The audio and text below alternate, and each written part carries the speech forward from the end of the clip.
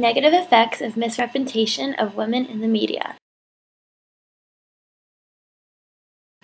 Nothing tastes as good as skinny feels. This quote from supermodel Kate Moss is an oft-repeated refrain among teenage girls that are fashion-obsessed and strive to look like the models pasted in their favorite magazines. Fashion magazines like Teen Vogue are full of glamorous-looking women in expensive clothes that are often depicted with attractive men. The body shapes of these models do not reflect the body of average women, which shows a distorted idea of beauty being sold. The models are often posed in suggestive positions, which may mislead readers in thinking that they must be skinny to be sexually attractive to men. The messages these images transmit have a negative effect on young women's body image and self-esteem. Academic studies have shown how thin ideal imagery can alter a woman's eating and exercise habits and may lead to eating disorders. It is crucial for public health that teenage girls know that striving for a model body type can lead to unhealthy habits. Living a healthy lifestyle is a concern for teenagers, and in order to succeed, they must be aware that it is not necessary to be tall and thin to be attractive or look good in popular clothing styles. Understanding that media images misrepresent women's bodies will make Teen Vogue readers feel more attractive, more confident in their clothes, and more aware of how boys realistically see them.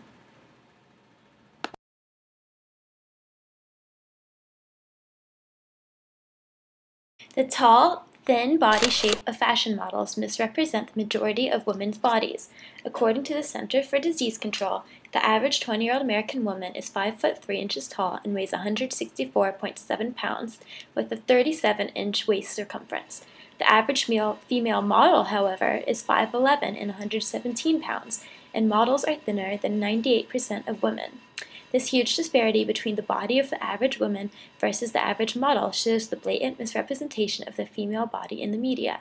In a research study published in a peer-reviewed academic journal, researchers Knobloch, Westerwick, and Crane, who have PhDs in communications, investigated the media effects of thin ideal images on college-aged women.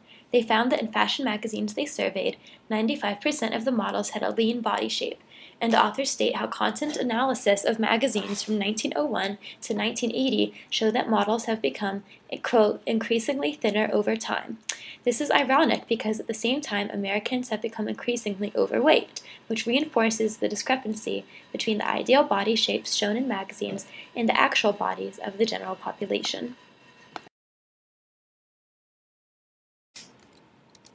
This disparity leads to widespread body dissatisfaction among females, even those at a healthy weight. In the aforementioned study of college females, the young women sampled indicated their body weight as the aspect of their life they were, quote, by far least satisfied with, unquote. Teenage girls who feel pressure to look attractive are in a prime position to be dissatisfied with their bodies, since their bodies are still changing as they develop. Comparing oneself to a fashion model can be explained by the social comparison theory, which states that people compare themselves to larger social categories, like models and fashion advertisements. Comparing one's body to that of a fashion model, whose body shape is statistically rare, can lead to negative feelings about one's own body, since the comparer is acknowledging that she is in some way not as good as the comparison target. These comparisons can lead to dieting and exercise that will actually increase body satisfaction, but it is crucial that unhealthy measures like compulsive exercising or calorie restriction are not taken.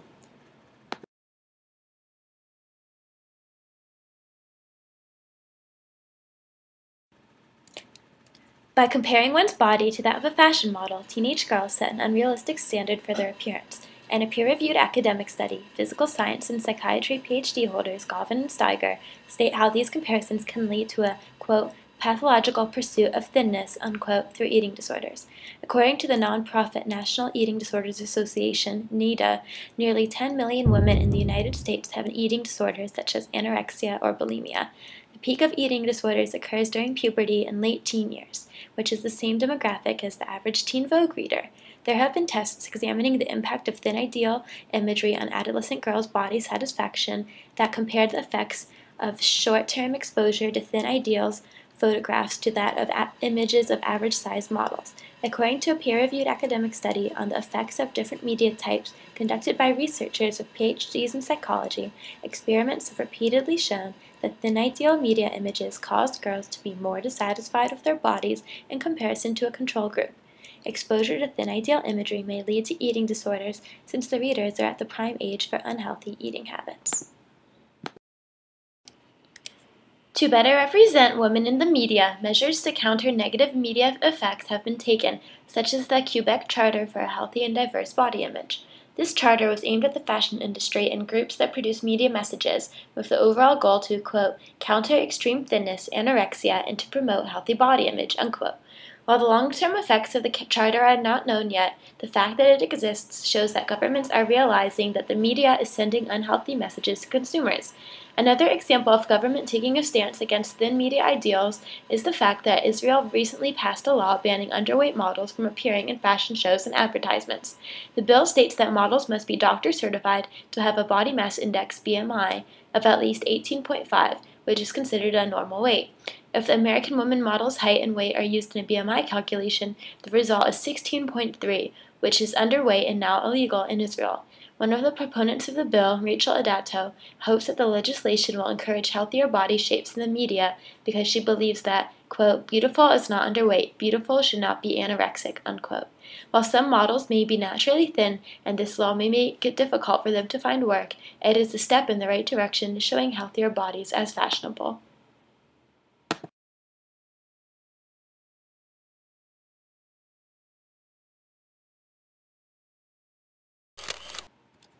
Another aspect of the fashion industry that teenage girls must be aware of is the amount of retouching that is done to photographs. The Israeli law now mandates that if a model has been digitally altered to appear thinner, the photo must have a label telling the consumer that the picture is retouched.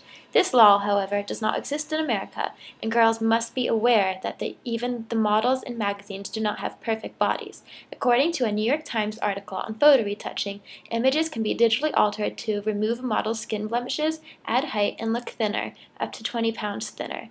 Adobe Photoshop software can be used to create a fake standard of beauty because the program allows the editor to, quote, fix one thing, then another, and pretty soon you end up with Barbie, unquote, according to Henry Faird, a computer science professor at Dartmouth University. The American Medical Association has even adopted a policy hoping to urge advertisers to refrain from retouching photos in ways that could, quote, promote unrealistic expectations of appropriate body image, unquote, because those images might lead to eating disorders and body dissatisfaction, especially among young women. Photoshopping, however, is not the main issue. The issue is that teenage girls think they are supposed to look like these edited photos, which is impossible because the images are not real. The media sets an unattainable standard of beauty for women, and teenage girls may die in the process of chasing after the illusion of beauty. Anorexia nervosa, or self-starvation, resulting in extreme weight loss, is one of the highest death rates of any mental health condition, and up to 20% of those afflicted will die. This is especially troubling coupled with the statistics that 47% of girls in 5th to 12th grade reported wanting to lose weight because of magazine pictures, and 69% of girls in 5th to 12th grade reported that magazine pictures influenced their idea of a perfect body shape. Teenage girls need to realize that the perfect body shapes in magazines are fake. It is not necessary to be a size 0 to be attractive or fashionable. Exposing myths about female images in the media is crucial to increasing young women's happiness with their own bodies, which will increase their confidence without losing a pound. Teenage girls want to look good in their clothes, and feeling confident about their bodies is integral. If girls stop comparing themselves to stick-thin fashion models that have likely been photoshopped, they will feel better about their own bodies. This idea has been proven in a peer-reviewed scientific study written by authors that all have a PhD in psychology that explored whether it was possible to improve college-age women's body image through, quote, providing information on average women's bodies and alterations made to print media, unquote. Part of the study included showing women a media truth presentation that showed women how advertisements are digitally retouched and statistics on what the average female body actually looks like. The results of the study showed that women's body satisfaction increased after learning how unrealistically women are portrayed in the media.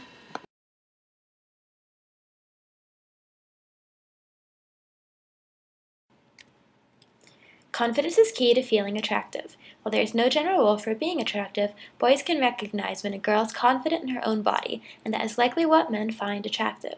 According to an article written by doctors on whether men find skinny women attractive, men ogle the curvy bodies of Playboy models, not the ultra-thin Vogue models.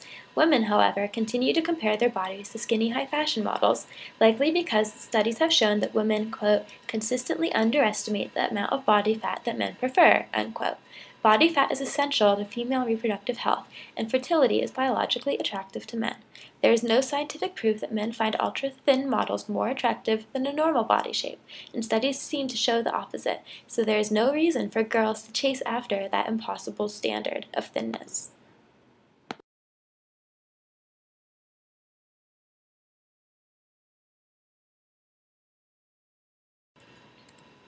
Media images of ultra-thin models damage the self-esteem of young women. Readers of fashion magazines like Teen Vogue are repeatedly exposed to a thin ideal of beauty that is fake and difficult, if not impossible, to achieve. These magazines' photographs promoting thinness may not directly cause eating disorders, but they do create the context within which girls learn to correlate the size of their body with their physical attractiveness. It is crucial that teenage girls are aware of the health dangers of trying to look like Photoshop models.